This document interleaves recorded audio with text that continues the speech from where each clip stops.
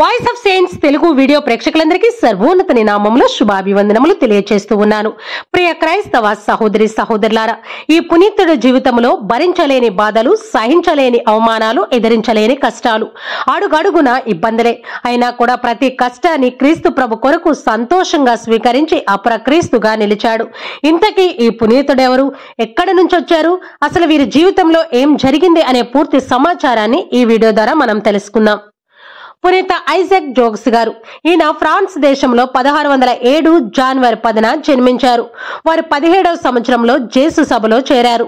అక్కడే వేదాంత తత్వశాస్త్రాలను చదువుకున్నారు. 1636లో గురువుగా అభిషేకించబడ్డారు. ఆయన గురువుగా అభిషేకించబడిన రోజుల్లోనే కొత్తగా వెలుగులోనికి వచ్చినటువంటి ఉత్తర అమెరికా ఖండానికి వెళ్ళాలి అనుకున్నారు. దానితో పెద్దల యొక్క అనుమతి తీసుకుని జూలై 2న స్వార్థ బోధకుడుగా ఆ వింత ఖండానికి బయలుదేరారు ఐజాక్ గారు. ఉత్తర అమెరికా ఖండం నిజంగానే వింత ఖండం. అక్కడ ఆదిమ వాసులైనటువంటి ప్రజలు అనాగరికులు. వారు అడవుల్లో నివసిస్తూ అర్ధనగ్నంగా ఉండి రకరకాల ఈకలు కట్టుకొని శరీరానికి వివిధ రంగులు పూసుకొని మెరుస్తూ ఉంటారు. చాలా మంది ప్రజలకు ఏ దేవుడి పైన విశ్వాసం ఉండదు. అటువంటి ఖండం చేరుకొని ఆ వింత ప్రజలను చూసి ఐజాక్ గారు చాలా సంతోషించారు. ఐజాక్ గురువు గారు ముందుగా కెనడా దేశానికి చేరుకొని భయంకరమైనటువంటి అడవుల్లో, వాగుల్లో, వంకల్లో 800 కిలోమీటర్ల దూరం ప్రయాణం చేసి అలసిపోయారు. ఆయన అలసి సొలసి ఏసారి పోయినా కూడా వారికి అప్పగించినటువంటి హ్యూరన్ మిషన్ పనిని మాత్రం ఆయన మర్చిపోలేదు. హ్యూరన్ మిషన్ కు అధిపతి అయినటువంటి జాన్ డి బేవ్రఫ్ గురువు గారిని కలుసుకొని అక్కడ కొంతకాలం ఉండి హ్యూరన్ భాషను నేర్చుకున్నారు. అన్ని తెగల సంచర స్వభావానికి భిన్నంగా 30,000 మంది హ్యూరన్ తెగ ప్రజలు ఒకటే చోట కలిసిమెలిసిగా ఉంటూ ఉండేవారు. అయితే జేసు సభ గురువులు ముందుగా వారికి క్రైస్తవ మతం బోధించాలి అనుకున్నారు. అయితే ఆ తెగలో ఉండేవారు చాలా మంది కామముతోనూ, కోపముతో, గర్వంతో రగిలిపోతూ ఉండేవారు. అంతేకాకుండా ఫ్రాన్స్ దేశం నుండి వచ్చిన గురువులపైన వారికి అస్సలు నమ్మకం ఉండేది కాదు. గురువులు చేసే ప్రతి పని కూడా వారికి చెడే గోచరిస్తుంది అని వారు నమ్మేవారు. అందుకే గురువులు వారి ముందు ప్రార్థన చేయాలన్నా, ఉత్తరాలు రాయాలన్నా చాలా భయపడేవారు. ఆదిమవాసి ప్రజలు జపమాలను కాని, చిన్న చిన్న దేవుని పటములు గాని, సిలువ గుర్తును గాని చూశారు అనంటే వెంటనే భయపడిపోయేవారు. ముఖ్యంగా దేవాలయం పైన పెట్టే ఎర్రటి సిలువను చూస్తే వారు చాలా భయపడేవారు. ఆ తెగలో ఏ చిన్న కీడు సంభవించినా, ఎవరైనా అనారోగ్యానికి గురైనా దానికి కారణం గురువులేనని భావించి గురువులను బంధించి కొట్టేవారు. ఈ విధంగా గురువుల యొక్క జీవితం దినదిన గండంగా ఉండేది. అయితే గురువులు ఆ తెగ వారితోనే ఉంటూ క్రీస్తు ప్రభు యొక్క వాక్యాన్ని బోధించడం కొరకు, సమయం కొరకు ఎదురు చూస్తూ ఉండిపోయేవారు. అలా కొంతకాలంలోనే ఐజాక్ గురువు గారు హురన్ ప్రజలను మంచి చేసుకుని వారికి వ్యవసాయం చేయడము, కోళ్లు, గేదెలు పెంచడం లాంటివి నేర్పించి వారి జీవితంలో కొంత మార్పును తీసుకొని వచ్చారు. ఆ మార్పును చూసినటువంటి వేరే తెగ ప్రజలు కూడా ఐజాక్ గురువు గారిని వారి ప్రాంతానికి వచ్చి వ్యవసాయం నేర్పించమని ఆహ్వానించారు.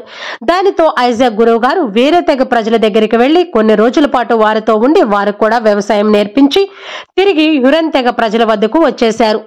అలా 3 సంవత్సరాలు కష్టపడి 1642 పెద్ద శనివారం రోజున 120 మంది పెద్దలకు ఐజాక్ గురువు గారు ప్రథమంగా జ్ఞానస్థానం ఇచ్చారు. అదే సంవత్సరం జూన్ నెలలో అక్కడ కరువు, అంటువ్యాధులు వచ్చాయి. అయితే మందులు, ఆహారం తీసుకురావడానికి కుబెక్ పట్టణానికి వెళ్ళాలి అనుకున్నారు ఐజాక్ గురువు గారు. ఐజాక్ గురువు గారితో పాటు రెన్ గుఫెల్ అనే ఒక ఫ్రెంచ్ క్రైస్తవును కూడా తోడు తీసుకుని వెళ్లారు. అయితే ఈ అడవి ప్రజలకు ఫ్రెంచ్ వారికి చాలా గొడవలు ఉండేవి. ఇరక్వా అనే భయంకరమైనటువంటి పెద్ద అడవి మార్గంలో నుండి వారు కుబెక్ పట్టణానికి చేరుకోవలసి ఉంది. అయితే ఆ అడవి జాతి ప్రజలతో పాటు మరో 5 ఉపతెగ ప్రజలు కూడా ఆ ఇరక్వా అనే అడవిలో నివసిస్తూ ఉండేవారు. ఐజాక్ గురువు గారు మరియు రెన్ గుఫెల్ ఫ్రెంచ్ క్రైస్తవుడు ఇద్దరు కూడా ఎటువంటి ప్రమాదానికి గురి కాకుండా కుబెక్ పట్టణానికి చేరుకున్నారు. అక్కడ ఉన్నటువంటి జేసు సభ గురువుల వద్ద నుండి వారికి కావలసినటువంటి మందులు, ఆహారాన్ని తీసుకుని తిరిగి ప్రయాణం బయలుదేరారు. వీరితో పాటు ఇంకా చాలా మంది ప్రజలు వీరికి తోడుగా ఆ ప్రయాణంలో కలిశారు. వీరు బయలుదేరిన 2 రోజులకే ఇరక్వా ఉపతెగ అయినటువంటి 70 మంది ప్రజలు మరియు మెహ్వెక్ తెగవారు, ఈ 2 తెగలు కూడా వీరిపైన దాడి చేశారు. ఆ దాడిలో గాయపడినటువంటి ఫ్రెంచ్ క్రైస్తవుడికి ఐజాక్ గురువు గారు సహాయం చేయబోయారు. వెంటనే ఐజాక్ గురువు గారిని వారు పట్టి బంధించి వేశారు. ఐజాక్ గురువు గారి యొక్క చేతి వేళ్ల గోర్లను నోటుతో పీకేశారు. చూపుడు వేలను పూర్తిగా నమిలి మింగేశారు. ఆ దాడిలో ఐజాక్ గురువు గారితో పాటు ఫ్రెంచ్ క్రైస్తవుడితో పాటు మరో 3 ఫ్రెంచ్ వారు మరియు 20 మంది హ్యూరన్ ప్రజలు కూడా పట్టుబడ్డారు. వీరందరి రెక్కలను వెనక్కి విరిచి కట్టి వారిని తీవ్రంగా కొట్టుకుంటూ కత్తులతో గాయపరుస్తూ అడవంతా నడిపించారు. అలా దారిలో వారికి మెహక్ తెగ ప్రజలు మరికొంతమంది అడవి ప్రజలు వారికి కనిపించగా బందీలుగా ఉన్నటువంటి ఐజాక్ గురువు గారిని, ఫ్రెంచ్ క్రైస్తవుని, మరో 3 ఫ్రెంచ్ వారిని, 20 మంది హ్యూరన్ తెగ ప్రజలను వీరందరినీ కూడా నగ్నంగా పరిగెత్తించారు. వీరందరూ నగ్నంగా పరిగెడుతూ ఉంటే అడవి ప్రజలందరూ కూడా సంతోషించి వారి యొక్క గొప్పతనానికి మురిసిపోయారు. అలా బందీలుగా పట్టుబడినటువంటి ఐజాక్ గురువు గారిని, ఫ్రెంచ్ క్రైస్తవుని వీరందరినీ కూడా నగ్నంగా అడవిలో పరిగెత్తించారు. అలా అడవిలో పరిగెత్తించి మెహక్ తెగ ప్రజల యొక్క నివాస స్థలానికి వచ్చిన తర్వాత ఐజాక్ గురువు గారిని, ఫ్రెంచ్ క్రైస్తవుని ఇద్దరిని కూడా ఒక చెట్టుకి కట్టివేసి తీవ్రంగా కొట్టారు. దారిని వెళ్లే ప్రతి ఒక్కరు కూడా ఈ ఇద్దరిని ఒక దెబ్బ కొట్టి వెళ్ళాలి అని చెప్పారు. ఆ అడవిలో ప్రయాణం చేసే ప్రతి ఒక్కరు కూడా అలా చెట్టుకి కట్టేసినటువంటి ఐజాక్ గురువు గారిని, ఫ్రెంచ్ క్రైస్తవుని ఇద్దరిని కూడా ఒక దెబ్బ కొట్టి వెళుతూ ఉండేవారు. అలా ఒక అడవి మనిషి వచ్చి ఐజాక్ గురువు గారి యొక్క ఎడమ చేతి బొటకన వేలను నరికేశాడు. దానితో ఐజాక్ గురువు గారి యొక్క ఎడమ చేతికి 3 వేళ్లు మాత్రమే మిగిలాయి. ఎందుకంటే అడవి ప్రజలు చేసినటువంటి దాడిలో ఐజాక్ గురువు గారి యొక్క చేతి వేళ్లను నమిలినప్పుడు ఎడమ చేతి చూపడి వేలు కొద్దిగా మిగిలింది. కుడి చేతి బొటకన వేలు, చూపడి వేలు 2 కూడా రూపురేఖలు కోల్పోయి మొండంలాగా తయారయ్యాయి. తర్వాత వీరిద్దరిని ఒక తెగ నాయకుడికి బానిసగా అమ్మేశారు. ఆ తర్వాత కొంతకాలానికి ఒక చిన్న పిల్లవాడికి సిలువ గుర్తు నేర్పిస్తున్నటువంటి ఫ్రెంచ్ క్రైస్తవుని చంపివేశారు. అప్పుడే ఐజాక్ గురువు గారు తనను కూడా చంపమని వారి యొక్క మెడను చూపించారు. అయినా కూడా వారు ఐజాక్ గురువు గారిని చంపకుండా వదిలేశారు. 10 నెలల పాటు ఐజాక్ గురువు గారిని వారి దగ్గర బానిసగా పెట్టుకున్నారు. ఆ తెగవారు వ్యాపార రీత్యా ఫోర్ట్ ఆరెంజ్ అనే ప్రాంతానికి వెళుతున్నప్పుడు ఐజాక్ గురువు గారిని బానిసగా, సేవకుడుగా వారితో పాటు అక్కడికి తీసుకుని వెళ్లారు. అక్కడికి వచ్చినటువంటి డార్చి వ్యాపారస్తులు ఐజాక్ గురువు గారి యొక్క దయానిక పరిస్థితిని తెలుసుకొని వారి దగ్గర నుంచి కొనాలి అని ప్రయత్నం చేశారు. అయితే వారి ప్రయత్నాలు ఫలించకపోవడంతో డార్చి వారు ఐజాక్ గురువు గారిని తప్పించే ఏర్పాట్లు చేశారు. ఈ ఏర్పాట్లు తన జీవిత కాలంలో మరికొంతమందికి క్రీస్తు ప్రభుని తెలియజేయడానికి దేవుడే ఏర్పాటు చేశాడు అని ఐజాక్ గురువు గారు దేవునికి కృతజ్ఞతలు తెలుపుకున్నారు. ఐజాక్ గురువు గారిని 6 వారాల పాటు వాడలో దాచిపెట్టారు డార్చి వారు. ఈ ప్రజల యొక్క కోపం చల్లారిన తర్వాత ఐజాక్ గురువు గారిని ఇంగ్లాండ్ దేశం మీద నుండి ఫ్రాన్స్ దేశానికి పంపించారు. సరిగ్గా 1643 క్రిస్మస్ పండుగ రోజునే ఫ్రాన్స్ చేరుకొని దగ్గరలో కల దేవాలయంలో క్రిస్మస్ పూజను చూశారు. ఆ తర్వాత రెన్నిస్ పట్న జేసు సభ గృహానికి వెళ్లి తనను తాను పరిచయం చేసుకున్నారు. ఆయన పడిన కష్టాలు, వేదనలు ముందుగానే తెలుసుకున్నటువంటి గురువులు ఆయనకు విరోచిత స్వాగతం పలికారు.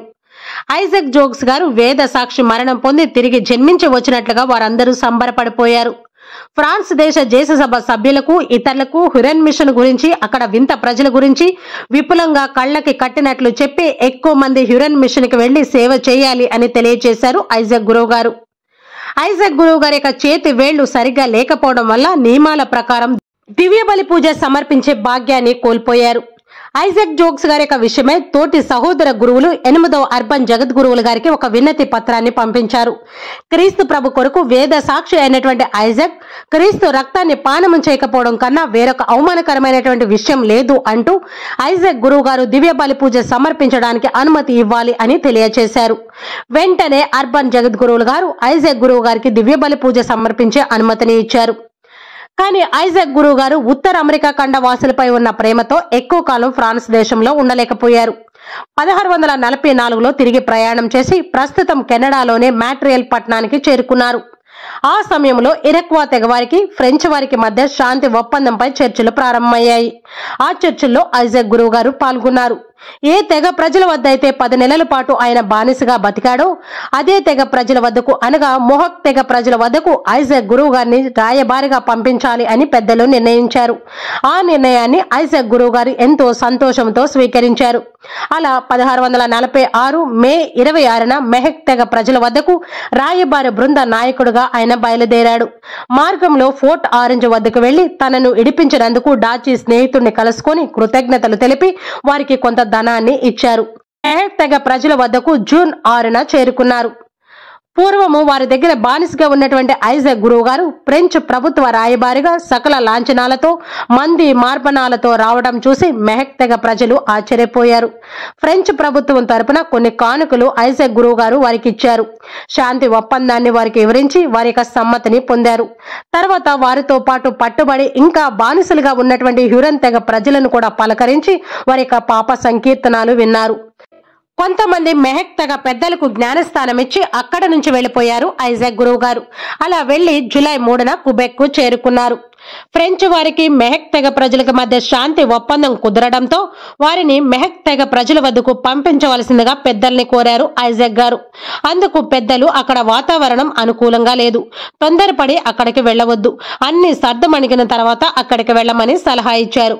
1664 సెప్టెంబర్లో మెహక్ యురన్ తెగల మధ్య శాంతి ఒప్పందానికే ఒక బృందం మెహక్ తెగ ప్రజల వద్దకు బయలుదేరింది అని తెలుసుకున్నటువంటి ఐజాక్ గురువు గారు ఇదే సరైన సమయం అని తలంచి జాన్ అనే గురువుతో కలిసి బయలుదేరి మెహక్ తెగ ప్రజల వద్దకు వెళ్లారు. అలా ఆయన వెళుతూ ఫ్రాన్స్ లో ఉన్నటువంటి జేసు సభ గురువులకు ఒక ఉత్తరాన్ని రాశారు. నేను మెహక్ తెగ ప్రజల వద్దకు వెళుతున్నాను, కానీ ఇంకా తిరిగి రాను. ఎక్కడైతే దేవుని కొరకు నా బలి ప్రారంభమైందో అక్కడే నా బలి పరిసమాప్తం కావాలి. అంతకంటే నాకు సంతోషం కలిగించే విషయం మరొకటి ఉండదు అని వారి యొక్క హృదయంలో ఉన్న మాటని ఆ ఉత్తరం రూపంలో ఒక ఉత్తరం రాసి జేసు సభ సభ్యులకు పంపించారు.